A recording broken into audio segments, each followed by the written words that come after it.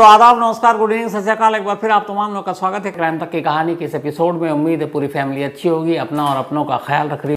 अब आते हैं आज की कहानी के ऊपर।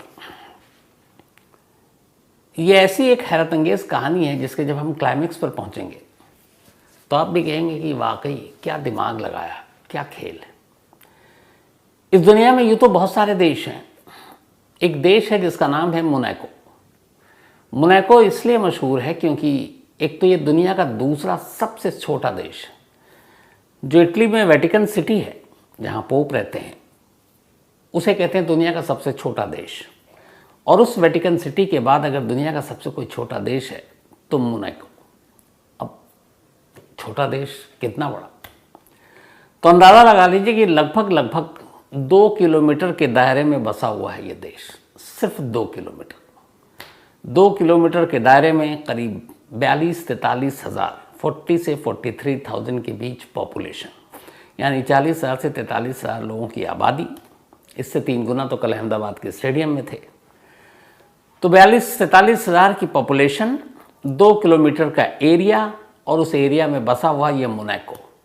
लेकिन ये छोटा होने के बावजूद बहुत बड़ी, मतलब कमाल का बड़ा देश है। क्यों? दुनिया की जितनी नामचीन हस्तियां हैं, बड़े बड़े लोग, बड़े बड़े सेलिब्रिटी, स्टार, शाही परिवार, ये सब छुट्टियां मनाने इसी मोनाको में जाते हैं, 2 किलोमीटर के एरिया में जो फैला हुआ है। उसकी वजह क्यों? एक तो मोनाको, ये एक तरफ इसकी इटली और एक तरफ फ्रांस, दोनों सरहदें लगती हैं, और बीच में ये 2 किलोमीटर का एक आज़ाद देश जहाँ राजशाही है। तो मोनाको की खासियत ये है, एक तो ये टैक्स हेवन है, जैसे स्विस बैंक के बारे में। नंबर 2, जो बड़े बड़े लोग आते हैं वहाँ, उन्होंने अपने बड़े बड़े बंगले बना रखे हैं। साल में 1-2 महीने आते हैं, छुट्टियाँ मनाते हैं और चले जाते हैं। इस मोनाको की खासियत यह है कि यहाँ एक मैन मेड बीच है समंदर का, बेहतरीन कैसीनो है, यहाँ पे डिज़ाइन, मतलब डिज़ाइनर शॉपिंग है, खूबसूरत बार्स हैं, शॉपिंग कॉम्प्लेक्स है। तो ये सारी चीज़ें छुट्टियां मनाने के लिए एक आइडियल जगह मोनाको। तो इसीलिए दुनिया के तमाम रईस यहाँ पर जाते हैं और कहते हैं ये जो मोनाको 42 से 43 हज़ार मैंने बताया आपको आबादी, इसमें से ज़्यादातर अरबपति हैं जो वहाँ के सिटीज़न हैं, जो रहते हैं, जो उनके स्टाफ हैं, बाकी लोग हैं, वो भी लखपति से कम नहीं है। तो मतलब अमीरों का देश ये खुद ही है जहाँ सारे अरबपति रहते हैं। तो इसी मोनाको की कहानी है। कहानी 31 साल पुरानी है। 1990 आते आते मोनाको में, चूँकि एक मोनाको देश के तौर पर लोगों की नज़रों में था, बड़े बड़े लोग आते थे, तो वहाँ के एडमिनिस्ट्रेशन, प्रशासन ने यह तय किया कि क्यों ना जो बहुत सारे लोग यहाँ छुट्टियाँ मनाने आते हैं, बंगला लेकर रहते हैं, 1-1 महीना 2-2 महीना चले जाते हैं, तो एक तो इनके लिए टैक्स हेवन ही है। साथ ही जब वो आएँ तो अपने पैसे, जेवर, ये सब रखने के लिए कोई एक ऐसा मजबूत और बेहद सेफ बैंक होना चाहिए। और उस बैंक में एक नॉमिनल चार्ज फीस के बदले में उनकी सारी अमानतें सुरक्षित रहेंगी। तमाम अरबपतियों से, बाकी लोगों से बातचीत की हुई, तो उन्हें भी लगा कि ये ठीक है, सेफ़ है। हालांकि वो बड़ा सेफ कंट्री है अपने आप में। तो बातचीत रंग लाई। उसके बाद यह हुआ कि एक बैंक बनाया जाए मोनाको में, और उस बैंक में तमाम अमीर हस्तियाँ जो आती हैं वो अपने कीमती गहने, पैसे उसमें रखें और बदले में थोड़ी सी फीस उनसे ली जाएगी, वरना इधर उधर कहाँ लेके भटकते रहेंगे। अब चूँकि दुनिया के सारे रईस लोग वहाँ आते हैं, बड़े बड़े सेलिब्रिटी, हॉलीवुड स्टार, तो बहुत सारे पैसे और सारी कीमती चीज़ें भी होंगी। तो बात तय हो गई। इसके बाद 1990 में एक 5 एकड़ के एरिया में एक ज़मीन पर एक बिल्डिंग बनी, बहुत ही खूबसूरत, बहुत ही मजबूत, बहुत ही सुरक्षित। और उसी बिल्डिंग पर खड़ा हुआ मोनाको का एक बैंक। उस बैंक का नाम रखा गया रॉयल कंसोर्टियम बैंक। तो ये रॉयल कंसोर्टियम बैंक उन लोगों के लिए जो अमीर लोग थे, वहाँ अपना सामान रख सकते थे। तो अब इस रॉयल बैंक में 1990 में ये चालू हो गया, ठीक ठाक बैंक काम करने लगा। दिसंबर 1992, 11 दिसंबर 1992 की तारीख आई। सुबह बैंक खुला, बैंक के स्टाफ तमाम लोग वहाँ अपने टाइम पर थे, करीब 70 से 90 के बैंक कर्मचारी थे। अचानक बैंक के सारे दरवाजे बंद हो गए और बाहर एक मैसेज दिया गया कि बैंक को बैंक लुटेरों ने अपने कब्जे में ले लिया है। वहाँ जितने भी स्टाफ थे उन सबको बंदूक की नोक पर अपने कब्जे में ले रखा है, और उन बैंक स्टाफ के अलावा उसमें एक कस्टमर भी था, और वो कस्टमर भी अरबपति, क्योंकि उस बैंक में वही लोग जाते थे। अब ये बात जब बाहर मैसेज पहुंचा और उन्होंने, उनके पास वॉकी टॉकी ये सारी चीज़ें थी, उन्होंने अंदर से धमकी देनी शुरू की, लाउड स्पीकर और वो सारे जो बैंक का सिस्टम था उसके ज़रिए, कि ये बैंक हमारे अब कब्ज़े में है, और अगर पुलिस ने अंदर आने की कोशिश की या कुछ किया तो ये जो 70 से 80 के करीब जो भी बंधक हैं इन सबको मार डालेंगे। अब मोनाको के लिए बड़ी अजीब चीज़ थी, सीधा साधा देश, कभी ऐसी कोई इंसिडेंट या वारदात नहीं हुई।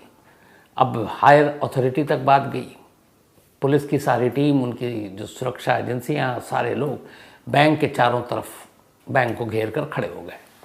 अब इस बैंक का ये था कि एक तो मेन रोड की तरफ मेन रास्ता था, एक तरफ पार्क, और बैंक के पिछले हिस्से में, वो जो पिछला हिस्सा था वो समंदर की तरफ खुलता था। वहाँ पे तमाम किनारा था एक तरह से समंदर का, तो वहाँ तमाम नाव और ये बोट वोट ये सब खड़े रहते थे बैंक के बैक साइड में। अब बैंक की रॉबरी की खबर पूरे मोनाको में हड़कंप मच गया। अब बातचीत का दौर शुरू हुआ कि भाई आप क्या चाहते हो, क्या करते हैं। और जिस दिन ये 11 दिसंबर 1992 को ये लोग घुसे थे, तब रफली उस बैंक के अंदर करीब 10,000 करोड़ इंडियन करेंसी में, मतलब था US डॉलर और यूरो में, लेकिन उसको कन्वर्ट करो इंडियन करेंसी में तो 10,000 करोड़ रुपीस के कैश और ज्वेलरी, हीरे सोने के जेवरात लॉकर में रखे हुए थे। करीब करीब 80-90 लोगों के, सबसे ज़्यादा जो थे। अब बातचीत का दौर शुरू हुआ, क्या चाहते हो, क्या करते हो। तो एक दो लोगों ने बात की, भैया अपना डिमांड बताओ। उन्होंने कहा कि नहीं, एक तो पहले आप लोग, पहले डिमांड ये कि कोई बैंक के आसपास नहीं आएगा, वरना हम एक एक कर बंधकों को मार देंगे। इस दौरान में बैंक के अंदर से वो जो सिस्टम था लाउड स्पीकर वाला, उसके अंदर से आवाज़ें आ रही लोगों के चीखने की, धमकी देने की कि बैठ जाओ, गोली मार देंगे, शूट कर देंगे। तो बाहर जब इसे ये आवाज़ आए तो और भी डर जाएं। अब सारे बंधकों को एक हॉल के अंदर बंद कर दिया गया। थोड़ा वक्त बीता। अब बाहर से जो नेगोशिएट कर रहे थे, एक नेगोशिएटर मोनाको की, पुलिस के मोनाको के, उन्होंने कहा आप अपनी डिमांड बताओ, इन लोगों को छोड़ दो।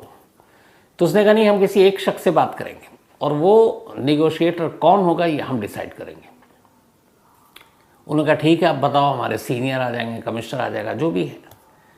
तब उन्होंने कहा नहीं, आप एक काम करो, मिस्टर जॉनसन नाम के एक नेगोशिएटर हैं, आप उनको यहाँ बुलाओ। अब पुलिस को लगा कि ये क्या नई बला है। अब 2 किलोमीटर पे बसा हुआ एरिया, कोई भी कितनी दूर पे हो बहुत जल्दी पहुँच सकता है।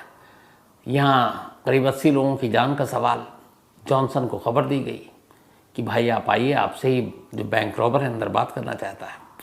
अब जॉनसन की कहानी है कि जॉनसन जो है वो रहने वाले जर्मन के, लेकिन शिपिंग का बिजनेस और मोनाको में उनकी अपनी हवेली, बंगला, अरबपति आदमी, और उनका भी इस बैंक में अकाउंट। लेकिन उनकी खासियत ये थी कि वो बहुत अच्छे नेगोशिएटर थे, ये बिजनेस से उन्होंने सीखा था। तो इससे पहले कई ऐसे मौके आए जब कोई रॉबरी हुई या किसी को किडनैप कर लिया गया, कभी जर्मनी में, कभी और कहीं।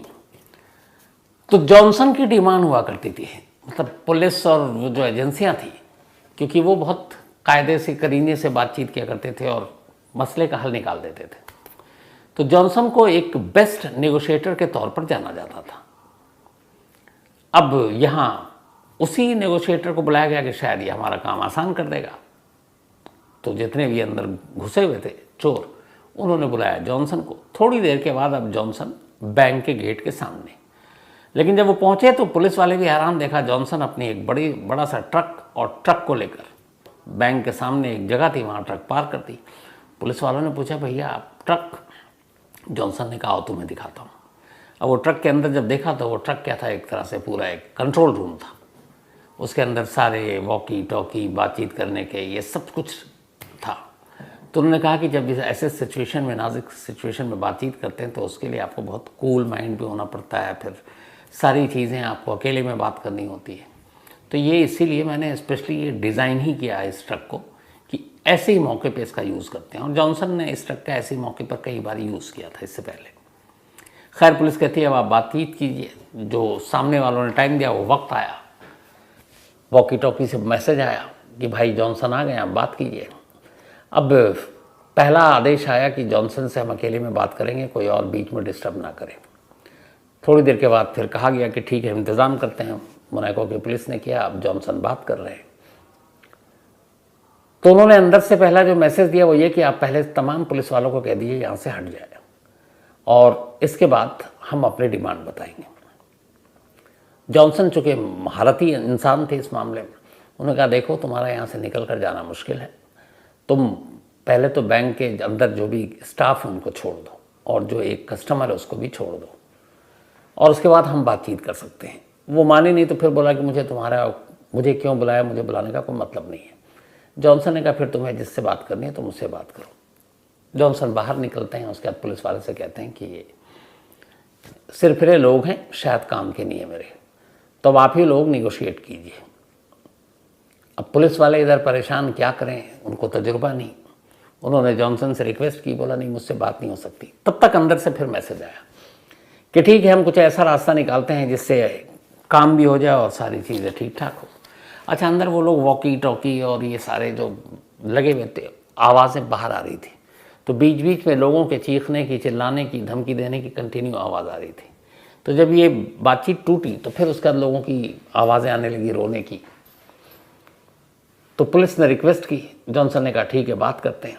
अब दोबारा जब ये बातचीत शुरू हुई तो उन्होंने अपनी डिमांड रखी। उन्होंने कहा देखो हमें कुछ नहीं चाहिए, बैंक के अंदर जो भी है मुझे उससे कोई लेना देना नहीं, हमें 100 करोड़ रुपये चाहिए, 100 करोड़, और 100 करोड़ के अलावा हमें 2 बोट चाहिए बैंक के पिछले हिस्से में, वो समंदर था, और जब हम यहाँ से निकले तो हमारा कोई पीछा ना करे, अगर आसपास एक भी कोई हुआ तो फिर हम लोगों को मार देंगे। अब 100 करोड़ कैसे, कहाँ, ये बात की भी गारंटी नहीं कि वो छोड़ देगा। खैर जॉनसन ने कहा मोनाको की पुलिस से, उन्होंने अपने हायर अथॉरिटी से बात की। अब ये कैसे बिलीव किया जाए, कैसे भरोसा किया जाए कि सामने वाला सही है अपनी बात पर या नहीं है। तो अब उसके लिए वक्त लगा, उन्होंने वक्त दिया, कुछ घंटे बीत गए। कुछ घंटे के बाद दोबारा आया कॉल, तो यह कि इनकी बात मान ली जाए। लेकिन इन्होंने कहा कि ठीक है आपकी बात मान लेते हैं, लेकिन अब अंदर से एक नई डिमांड आ गई। अंदर जो था वो उसने वॉकी टॉकी और उसके ज़रिए मैसेज भेजा कि ठीक है हम बाकी की सारी डील और बातें सिर्फ जॉनसन से करेंगे, और जॉनसन से मैसेज पे बात नहीं की, मतलब ये वॉकी टॉकी और बाकी चीज़ों से बात नहीं करेंगे, क्योंकि इसमें आप लोग भी सब सुन रहे हो। आप जॉनसन को बैंक के अंदर भेजो, गारंटी इस बात की है कि उसे कुछ नहीं होगा। अब सारे लोग घबरा गए, भाई जॉनसन को भेजा जाए, इससे कुछ हो गया तो जिम्मेदारी कौन, अरबपति बिजनेसमैन है। खैर जॉनसन ने कहा कि मुझे ऐसे हालात से निपटने का तरीका आता है, वो तैयार हो गया। अब इसके बाद जॉनसन बैंक के अंदर गया। थोड़ी देर हो गई, जॉनसन बाहर नहीं आया। पुलिस वालों को लगा कि ये क्या कहीं कुछ हो तो नहीं गया। अब पुलिस वाले अभी उसी देहरादून में थे, करीब 1-1.5 घंटा बीत गया, जॉनसन बाहर नहीं आया, कोई खबर नहीं आई। पुलिस वाले को लगा कि इस सिचुएशन में क्या करें। तभी इत्तेफाक से उन्होंने राहत की सांस ली, देखा दरवाज़ा खुला और जॉनसन बाहर। अब जॉनसन बाहर आ गया। जॉनसन ने बताया कि 100 करोड़ रुपए उन्हें देने हैं, और उसने ये एक शर्त रखी है कि वो ये सारी चीज़ें दिन में हो रही हैं कि 100 करोड़ जैसे ही आएगा 2 बोट चाहिए, लेकिन वो इस बैंक को खाली करेंगे रात के 9 बजे, ताकि अंधेरा हो जाए और वो आराम से निकलने को उनका चेहरा भी ना देख पाए। अब ये डिमांड बड़ी अजीब, मुझे को पुलिस को लगा कि अगर उन्होंने बैंक के आसपास से तो अपने स्टाफ जो फोर्सेस थी हटा लिए, लेकिन छुपे हुए वो लोग दूर दूर इधर उधर नज़र रखे हुए थे, ताकि मौका मिले तो कोई ऑपरेशन कर दें। लेकिन अब रात की डिमांड की, रात को निकलेंगे, अब रात के अंधेरे में उनको कैसे पकड़ा जाए, मुश्किल था ऑपरेशन, लेकिन मजबूरी थी, 70-80 लोगों की जान खतरे में थी। तो बाहर आए तो पहले तो पुलिस ने कहा नहीं आपको जो भी पैसे लेने हैं अभी ले लो, जॉनसन के थ्रू बताया, लेकिन आप अभी निकल लो। उन्होंने मना किया, इधर से आनाकानी होने लगी, तब तक एक गोली चलने की आवाज़ आई, फिर हंगामा मचा, अंदर से लोगों के रोने पीटने की आवाज़ें आने लगी। पुलिस घबराई कि कहीं ऐसा ना हो कि मार दे, और ये भी था कि बहुत सारे अंदर जो लूटने के लिए गए थे उनकी तादाद 10-12 थी, जो बैंक रॉबर थे। पुलिस को लगा कि इस वक्त वो कुछ कर नहीं सकते, उनकी मांग माननी पड़ेगी। सरकार तक बात गई, सरकार ने कहा ठीक है, जो उनको मांग रहे हैं अब दे दो, किसी की जान खतरे में नहीं जानी चाहिए, क्योंकि ये बैंक की साख का सवाल है।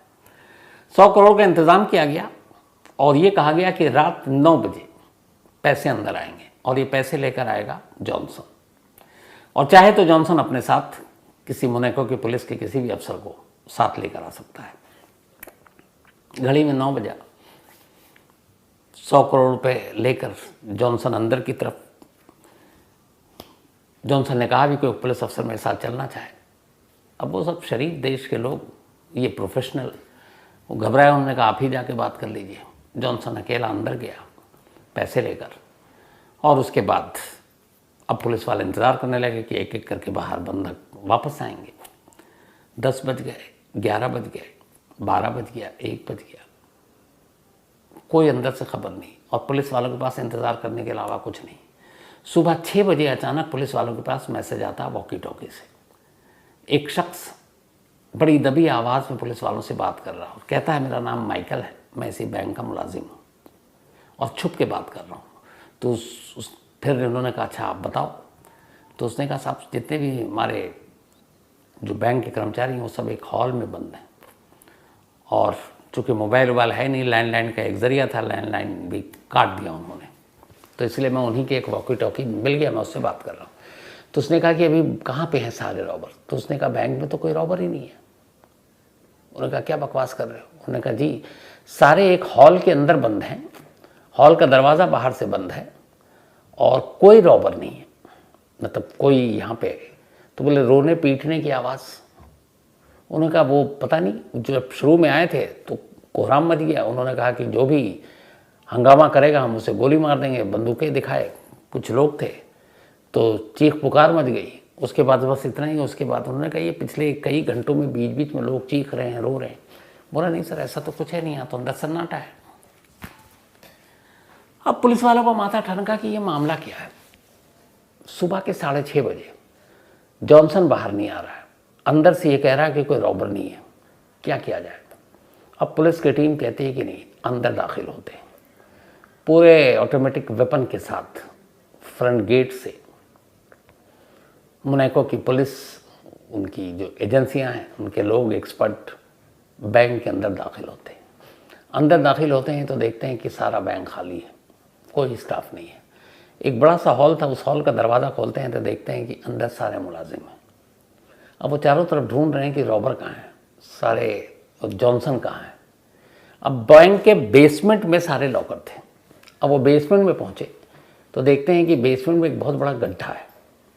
उस गड्ढे से पुलिस की एक टीम उतरी तो देखा कि ये पीछे समंदर के तट पर इस गड्ढे का मुंह है, मतलब वो गादा एक सुरंग बनाया गया था। जो लॉकर थे सारे खाली हैं, मतलब करीब 10,000 करोड़ रुपए सब गायब।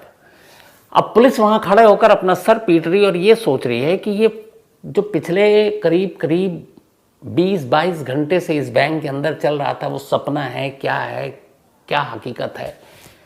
सारी चीज़ें अब रिकॉल कर रहे हैं। जॉनसन तो आया नहीं। अब वो उसके ट्रक में गए, ट्रक में देखा कुछ नहीं है, कहा कि भैया एक ट्रक को हटाओ। जब ट्रक को हटाएगा तो देखा जहाँ पे ट्रक पार्क है उसके ठीक नीचे एक टनल है। पुलिस ने कहा ये क्या इशू है। अब इसके बाद सारी जब तलाशी सर्चिंग शुरू हुई, गड्ढे से लेकर समंदर के तट तक जब पूछताछ हुई, फिर चीज़ें देखी गई, तो उस वक्त टेक्नोलॉजी और मोबाइल भी बहुत कम ही थे, कैमरे वैमरे का उतना था ही नहीं। और ये देश इतना शरीफ था कि मजबूत दीवार और लोहे के गेट और इन्हीं सब चीज़ों पे इसने अपनी पूरी इस बैंक की बुनियाद रखी हुई थी। तो पता चला कि इस तट के पास पिछली रात एक पनडुब्बी देखी गई थी, एक छोटा सा सबमरीन, और ये लगातार इसके आसपास थी। अब जब इस पनडुब्बी की बात आई तो फिर पुलिस को पूरी कहानी समझ में आई। इसके बाद जब सारी कड़ियां जोड़ी गई तो जो पूरी कहानी आई वो कुछ यूं थी। इस बैंक में नेगोशिएटर जॉनसन का भी अकाउंट था। जॉनसन एक अरबपति था, जर्मनी का रहने वाला था। उसने इस बैंक को देखा, उसे लगा कि यहाँ पे उसके जैसे तमाम अरबपतियों के पैसे हैं। लालच बुरी चीज़ होती है। उसने कहा आराम से 10,000 करोड़ तो कहीं नहीं गए होंगे, उसकी मिल्कियत में और इजाफा होगा। उसके बाद उसने इस बैंक को लूटने का प्लान बनाया। अपने कुछ लड़कों को साथ रखा, बैंक के अंदर गया और कुछ नहीं, बड़े शरीफ लोग थे, सबको एक हॉल में बंद कर दिया गन दिखाकर। इसके बाद अब उन्होंने टेप रखा हुआ था, उस टेप को वॉकी टॉकी और उसके थ्रू जो बाहर लाउड स्पीकर था वो बीच बीच में चला देते कि लोग रो रहे हैं, पीट रहे हैं, बख्श देने की गुहार लगा रहे हैं।